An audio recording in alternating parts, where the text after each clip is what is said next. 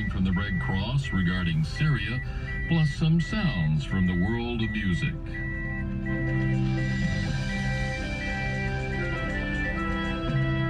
Hello everyone, I'm Steve Norman. Thousands waved, cheered along the route as a funeral train carrying former U.S. President George H.W. Bush to his final resting place was traveling by.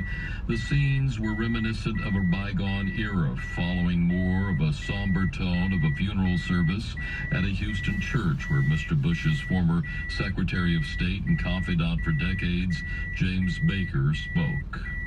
After becoming the youngest naval aviator, he served in increasingly responsible positions on behalf of his country.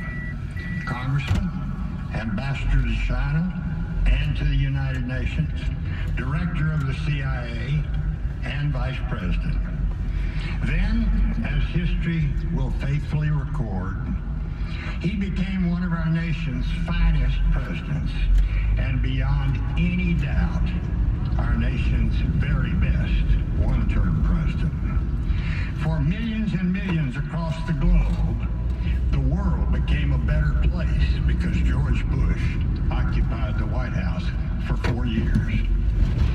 He was not considered a skilled speaker, but his deeds were quite eloquent, and he demonstrated their eloquence by carving them into the hard granite of history.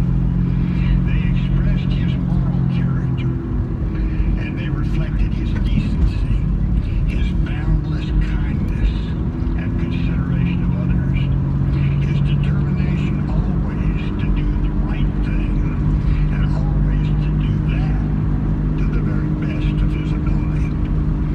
They testified to a life nobly lived.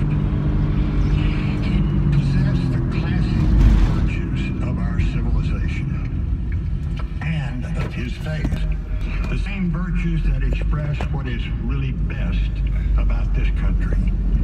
These same ideals were known to, and they were shared by, our founding fathers. George Bush was temperate in thought, in word, and in deed. He considered his choices, and then he chose wisely. The Berlin Wall fell in November 1989, less than 1 year into his presidency. It was a remarkable triumph for American foreign policy. As joyous East and West Germans danced on the remains of that hated wall, George Bush could have joined them, metaphorically, and claimed victory for the West, for America, and frankly, for himself. But he did not. He knew better. He understood that humility toward, and not humiliation of, a fallen adversary was the very best path to peace and reconciliation. And President Bush's grandson, George P. Bush, also spoke about the late president. My grandfather was thankful for his country. He was grateful to lead a country where people can go as far and as fast as their dreams can take them.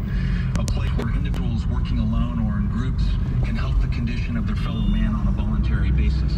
A bright hope for America he evoked so brilliantly when he spoke of 1,000 points of light. He often spoke about the timeless creed of duty, honor, country, the values that have sustained the Republic for its over 240 years. But this wasn't something he just talked about. This is something he lived. President Bush was laid to rest at his presidential library at the Texas City College Station. It's Texas A&M University there, alongside his wife of 73 years, Barbara, who died earlier in the year, and his daughter, Robin, who succumbed to leukemia in childhood. What is it like to study in the United States, and what do you have to do to get here?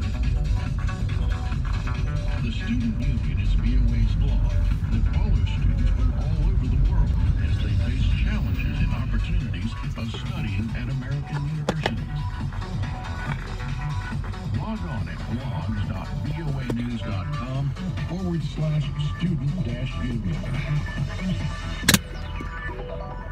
China has demanded that Canada free the chief financial officer of the giant Chinese telecom Huawei following her arrest seeks to have her extradited for alleged Iran sanctions violations.